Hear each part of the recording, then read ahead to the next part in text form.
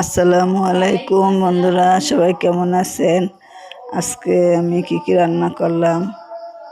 আজকে রান্নাতে ছিল আলু দিয়ে মুরগির মাংস মাখা মাখা, তারপরে ছিল আম দিয়ে পাতলা ডাল, চিংড়ি মাছ দিয়ে করলা ভাজি। এই ছিল আজকের রান্নার আয়োজন। আসসালামু আলাইকুম, সবাই ভালো থাকবেন। আল্লাহ হাফেজ।